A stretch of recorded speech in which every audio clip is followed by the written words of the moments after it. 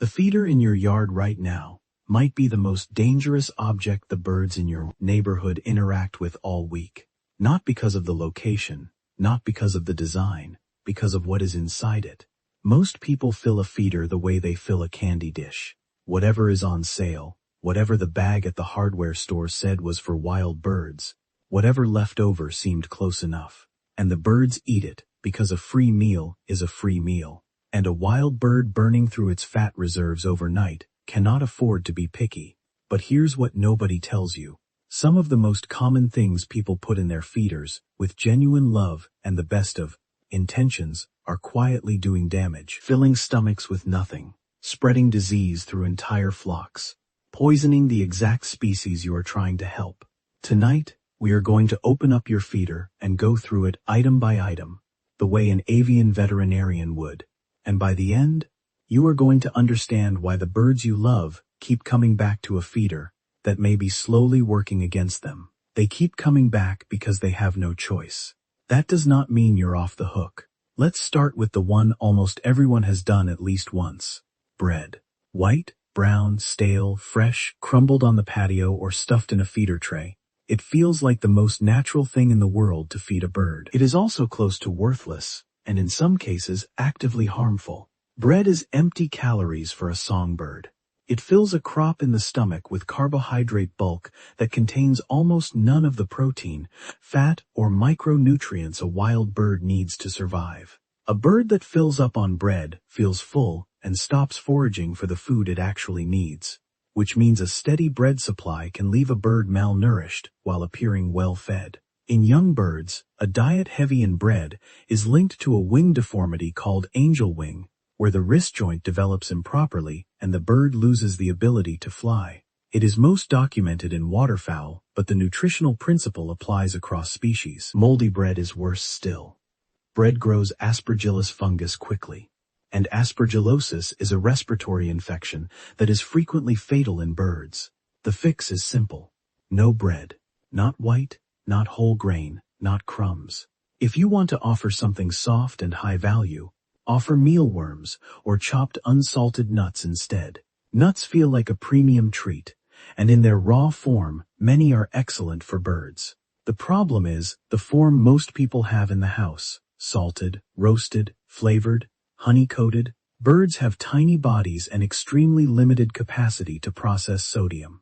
A handful of salted peanuts that would barely register for a human represents a dangerous sodium load for a chickadee or a titmouse. Excess salt disrupts the fluid balance in a small bird and can cause dehydration, kidney strain, and in extreme cases, death. Roasted and flavored nuts add oils, seasonings, and preservatives the bird's system was never built to handle. The cruel part is that birds love them. They will choose salted peanuts over almost anything else at the feeder, which means they will overconsume the exact thing harming them. The fix is to offer only raw, unsalted, unseasoned nuts. Plain peanuts, plain tree nuts, no coating of any kind. If the package says anything other than the name of the nut, it does not belong in your feeder. This one surprises people, because honey seems like the most natural sweetener on earth. For birds, it is a hazard. Raw honey is a known growth medium for bacteria and fungal spores. And when it sits out in a feeder in warm weather, it ferments and cultures rapidly. Birds that consume contaminated honey can develop fungal infections of the mouth and digestive tract. The same caution applies to the broader category of sugary human extras people drop into: feeders, sweetened dried cranberries, chocolate which contains theobromine and is toxic to birds the same way it is toxic to dogs, candied or glazed fruit, sugary breakfast cereal. None of it belongs near a feeder. The one legitimate exception is the sugar water solution in a hummingbird feeder, and even that must be plain white sugar and water in the correct ratio. Never honey, never red dye, never brown sugar. The fix here is a category rule, not a single item. If a human added sugar to it, it is not bird food. Now we get to the one that costs you money while hurting your birds.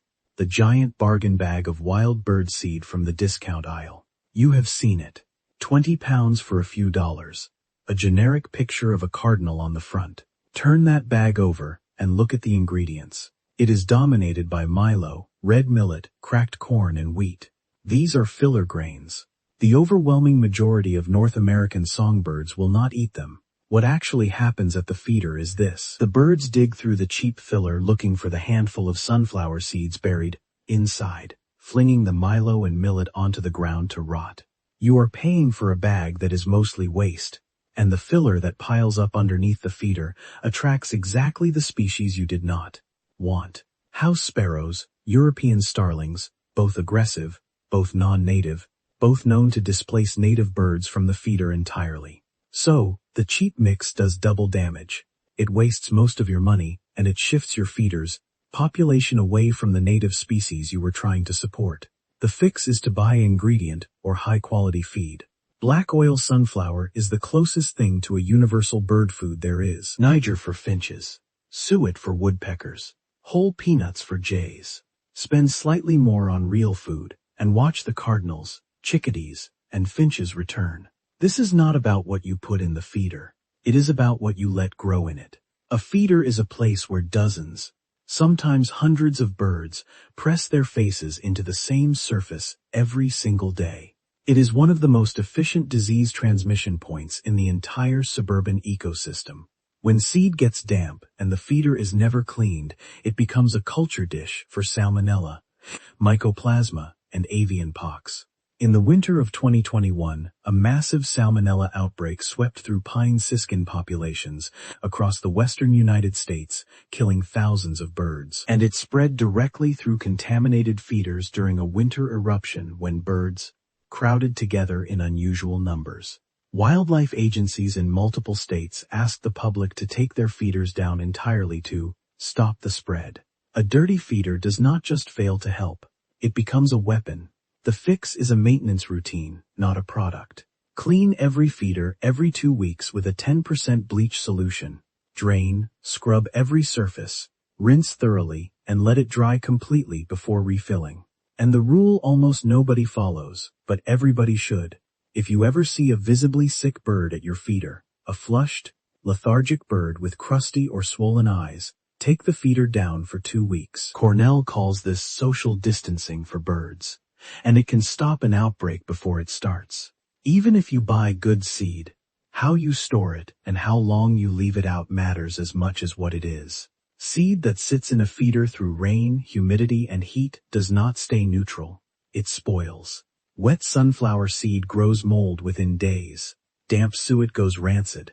Old seed develops aflatoxin, a toxic compound produced by mold that is documented to cause illness and death in birds even at low concentrations. The clumped, crusted, blackened seed at the bottom of a feeder that has been out for a month is not just unappetizing, it is dangerous. Birds that are hungry enough, especially in late winter, will eat spoiled seed and pay for it. The same applies to the seed in your garage. A bag of bird seed stored in a warm, humid space can develop moth infestations and mold before you ever pour it out. The fix is straightforward.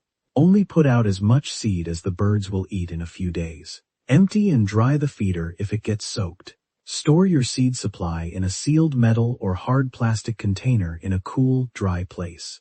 Never an open paper bag on a damp garage floor. Fresh seed in small batches beats a full feeder of slowly spoiling food every time. We finish with a category that feels generous and is quietly the most dangerous. The leftovers.